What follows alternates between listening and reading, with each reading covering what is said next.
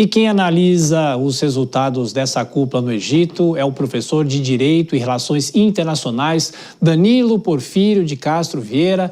Como sempre, professor, muito obrigado por estar aqui. Aliás, hoje cedo, quando a gente definia alguém para que a gente convidasse para falar sobre o que nós tivemos nessa segunda-feira, eu falei, a gente tem que chamar o professor Danilo, que desde o início desse conflito conversa com a gente, faz uma análise profunda, é um dos maiores especialistas em Oriente Médio.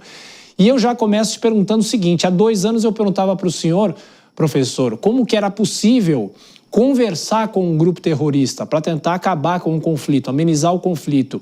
E por causa disso, hoje, nós temos o Hamas envolvido, prometendo baixar armas e tudo mais. Mas é possível confiar, professor? Pessoalmente, o senhor é otimista, mais ou menos, ou pessimista? Boa noite, muito obrigado mais uma vez por estar aqui, professor. Boa noite, Tiago. Há 2 anos, tratando sobre isso, e nesse momento eu vou dizer para você que eu sou um otimista com freios e contrapesos, com um certo pragmatismo. E te digo por quê. Eu estava ouvindo agora há pouco a Dora Kramer, dizendo sobre a questão que o Hamas, mais do que um movimento, é uma causa. Concordo em verbo e número, causas não são destruídas num estalar de dedos, ainda mais num longo período de ódio, alimentando o ódio. Eu não estou falando apenas de 2023, mas muito antes. Então, o Hamas se alimenta dessa frustração, desse ódio, desse rancor da população palestina local. É um movimento que eu sempre disse a vocês que é jihadista. Ele tem uma visão de verdade triunfalista e universal. Eu não sei se vocês perceberam, recentemente, um repórter britânico acabou tendo uma entrevista com Khalil al-Hayya interrompida porque ele não queria mais responder as perguntas, porque as verdades da causa do Hamas foram confrontadas, melhor dizendo, com a realidade, com a realidade. Mas uma coisa é certa, aqui está meu certo otimismo. O Hamas foi o grande perdedor desse processo. Ele perde os seus principais aliados ao longo do conflito, Irã, Líbano com o Hezbollah, a Jihad muçulmana, a Jihad islâmica, o movimento Houthi no Iêmen, e, obviamente, com esse ataque israelense, com a desativação, inclusive, do sistema Patriot no Catar, ficou muito claro que o Catar tinha que rever as suas posições quanto à proteção de integrantes do Hamas e a sua forma de mediação.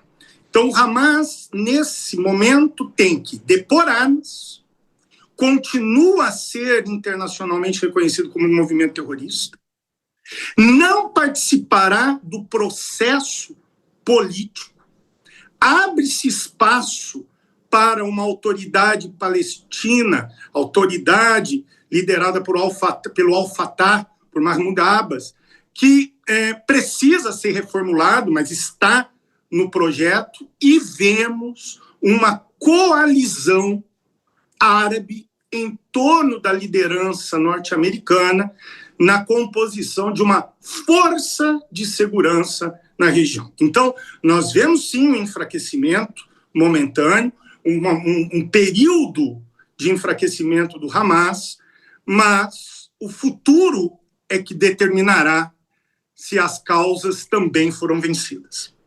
Professor, vou trazer os nossos comentaristas, a Dora Kramer, a Deise Chocari, o Vilela daqui a pouquinho aqui. Começo por você, Dora Kramer. Boa noite, professor. Tem zilhões de perguntas, tá? Mas eu vou fazer a mais básica que está na minha cabeça, porque eu queria entender mesmo. Aí fico supondo que as pessoas também queiram entender. Queria que o senhor explicasse para a gente o que é um acordo de cessar-fogo, o que é um acordo de paz. Embora o Trump chame de acordo de paz, a gente sabe que é acordo de cessar-fogo, né? O que é um e o outro. E diante desse critério, o quão distante estaríamos de um acordo de paz? Ótimo. A diferença entre o acordo de cessar-fogo e um acordo de paz, Dora, está na cessação, no fim, na extinção de um conflito. No cessar-fogo temos uma suspensão. Numa suspensão e num processo de composição, cujo compromisso é o fim das hostilidades, é o fim dos conflitos. Ou seja, o estado de beligerância ainda existe, só que está suspenso. O acordo de paz, não, é a conclusão, é a extinção. Mas nós temos que entender que o Trump tem uma retórica midiática, não é? Uma retórica, primeiro, de virilidade, muito próprio do seu perfil neopopulista. Como eu estava ouvindo a Deise também, é uma questão de poder, sim, de hegemonia, de afirmação de hegemonia. Então ele quer se mostrar como o grande pacificador do mundo. Ele tem ambições pessoais, nós sabemos disso. Teremos que ver o ano que vem, na nova premiação do Nobel.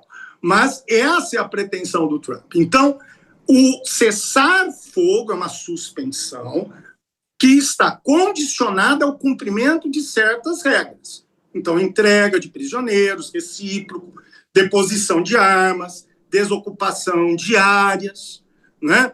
Observação do cumprimento de certas cláusulas, de certos compromissos, no sentido da manutenção da ordem, de uma regra de uma regra de estabilidade que será implementada, e a partir dali falaremos de paz. Só que há um detalhe, né?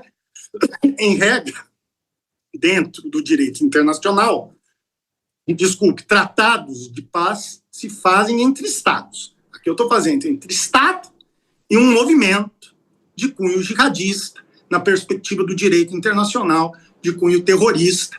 Mas o próprio líder do Hamas, Khalil al-Hayya, Hayya quer dizer vida, né? Espero que ele valorize a vida mesmo, né? Ele disse que as hostilidades cessarão definitivamente. Espero que a palavra empenhada seja a palavra cumprida. Deise?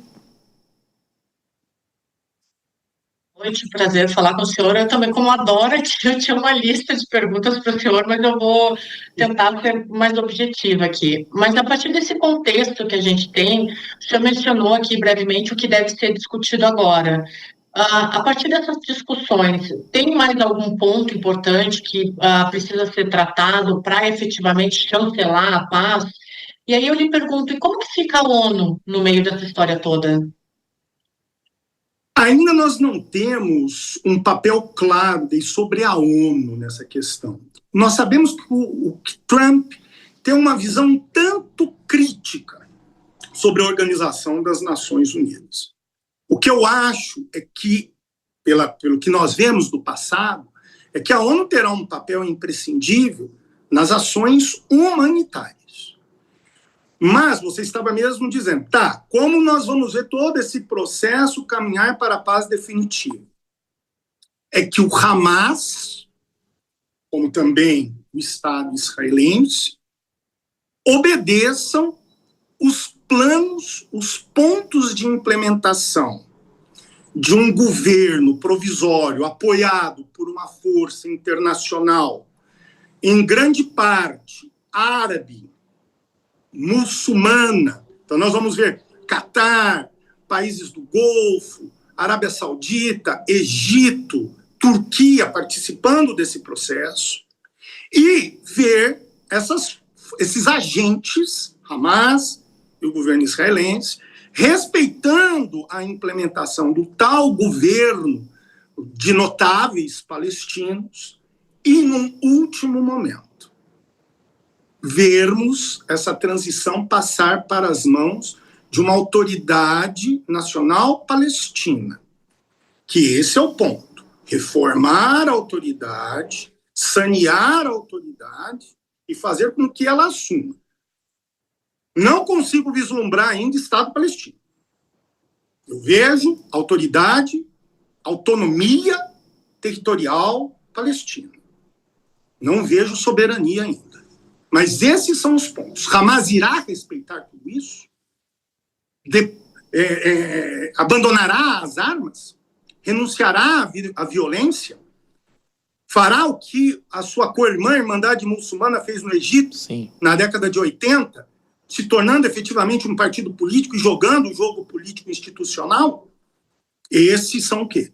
Os elementos que devem ser considerados, inclusive para os verdadeiros planos de Trump. A criação, ou melhor, o restabelecimento da rota da seda ocidental, que passa pela Índia, que passa pelo Golfo, que passa pela Arábia Saudita, que passa por Israel, que passa pela Europa e chega aos Estados Unidos, que é o grande o quê? Modelo de Trump, e é por isso que ele volta a falar dos tais acordos ou pactos abrâmicos.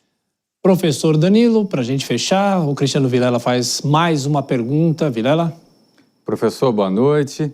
Professor, recordando 2 anos atrás, quando no contexto do início do conflito, nós tínhamos a figura de Netanyahu enfraquecido politicamente, com a possibilidade grande, inclusive, de deixar o cargo, acabou se sustentando naquele contexto da guerra, na necessidade de manutenção do comando de Israel naquele contexto. Agora, com o cessar-fogo, com o final do conflito, o que se pode esperar com relação à manutenção ou não de Netanyahu no poder?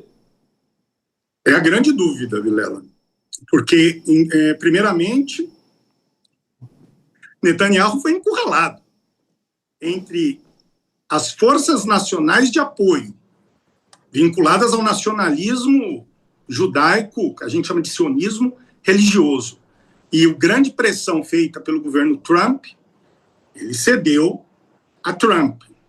Tanto que hoje eu achei simbólico, né, no discurso de Trump, o presidente dos Estados Unidos, em homenagem ao Netanyahu, pedir para que um presidente estrangeiro pedisse para que o primeiro-ministro se levantasse.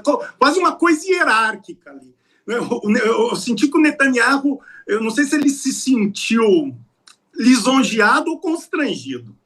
Então, diante desse contexto, talvez todos aqueles problemas que Netanyahu conseguiu, vamos dizer, evitar, vinculados a acusações e processos de corrupção, violações ao respeito aos órgãos judiciários, se restabeleçam e que ele aí tenha que enfrentar uma dura realidade.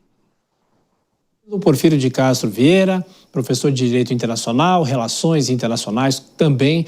Muito obrigado pela gentileza, por estar sempre aqui com a gente na Jovem Pan, analisando e discutindo e esperando que esse processo de paz efetivamente aconteça. Grande abraço, professor. Até a próxima. Tiago, um abraço. Até mais. Obrigado.